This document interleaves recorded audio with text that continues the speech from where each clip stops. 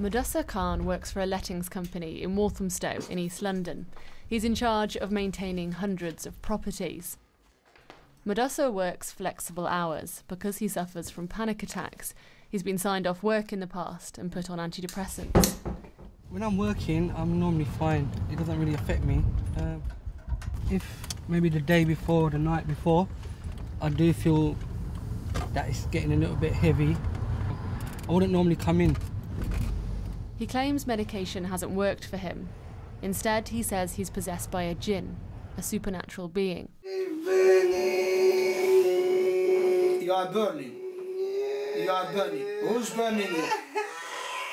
Who's burning you? It's not me. I am reading. Who's burning you? Who's burning you? Who's burning you? What I am reading?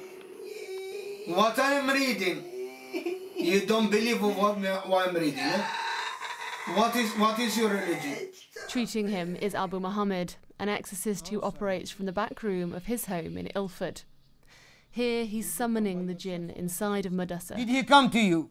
And speaks to it directly. Is it you who caused him panic attack? Is it you who sent him to hospital? What you did? Abu Muhammad is well known. He has a waiting list months long and charges £60 a session for his services. He claims to remove evil spirits from people who believe they're possessed by reading passages from the Quran. Bismillahirrahmanirrahim. Alhamdulillahi Rabbil Alameen. The exorcist knows what he does is somewhat controversial. While we're filming, he's constantly filming us, concerned we're going to distort what he's doing here. Body feels battered. That's what it feels like. Even now I feel a bit drowsy. But it's just like if it's like slowly wearing off. You know, all that reading. And you think you'll feel better now for having come here? For the rest of the week, or? It will give me a boost. It was like, you know, it's like a dose of medicine, isn't it? There is a magic in this body. Mudassar's views are not uncommon. Among British Asians in the UK, the belief in evil spirits is widespread. That can be concepts like black magic. At its more extreme, it's that the body can be possessed, causing physical harm.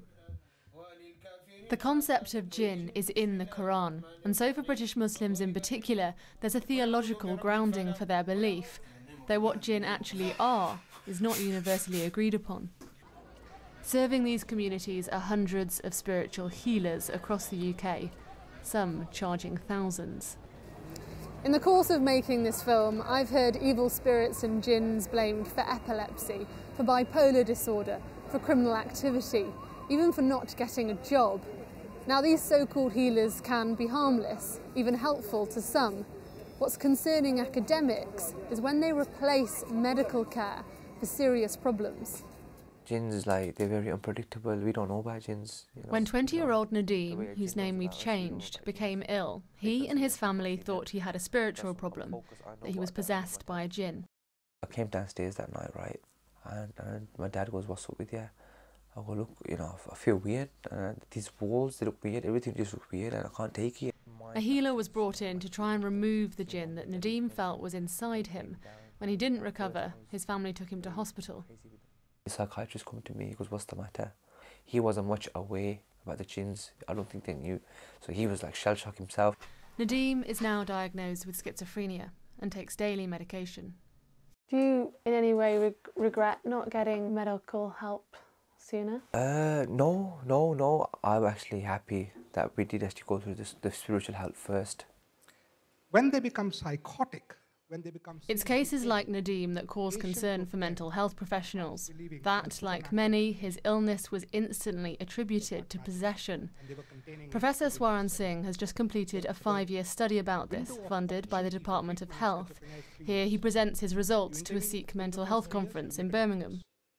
The extreme case I can think of in the last few years is a Sikh gentleman who became ill when he was 18.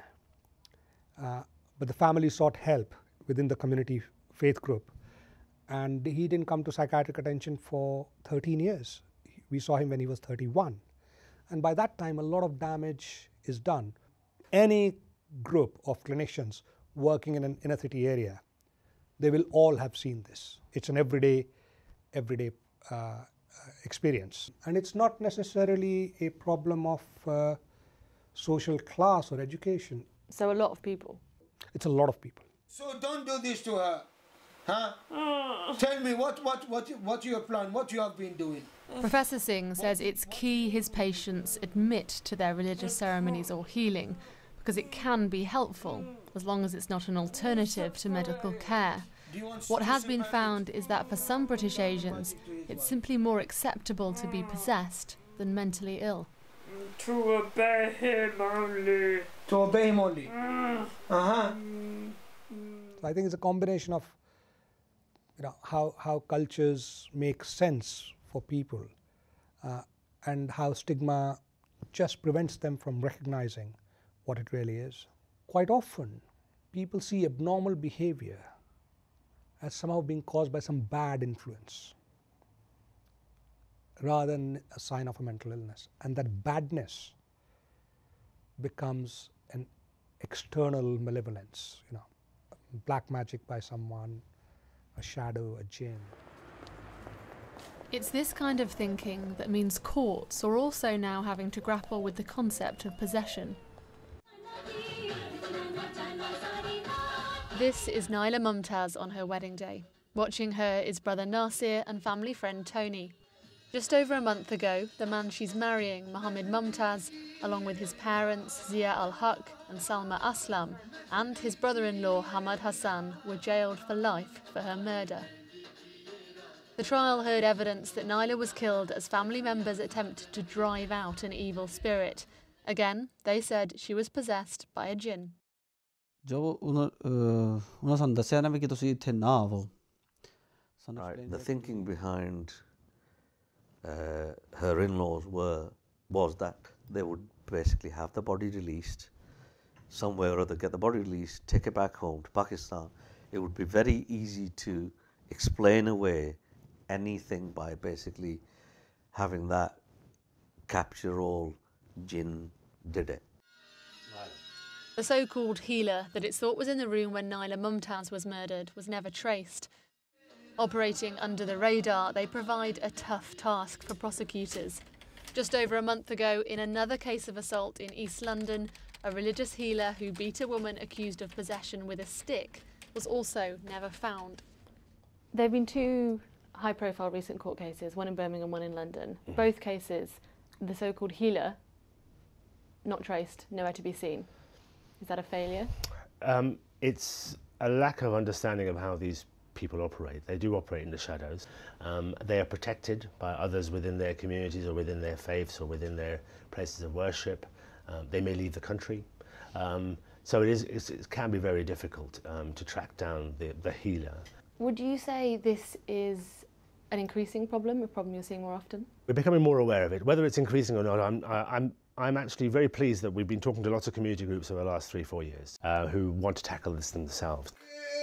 You make him sick. All the way from Pakistan, you come here. Who created you? No one has accused Abu Muhammad of any wrongdoing, and many have told me they've benefited from his treatment. Although he says he can cure many illnesses, he also told me he's had clients he's had to pass on to doctors.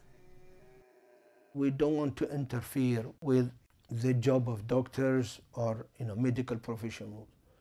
So everybody he does his job. But you think that some of the problems that people might think are psychological are to do with the jinn? Could be psychological problem, but the one behind it is the jinn. Because the jinn can play with us, can deceive us. The jinn can even deceive doctors. Do you see that there's a difficult line there? That if someone believes in this, they might, not seek the right help. If it's a fairy, how can I explain the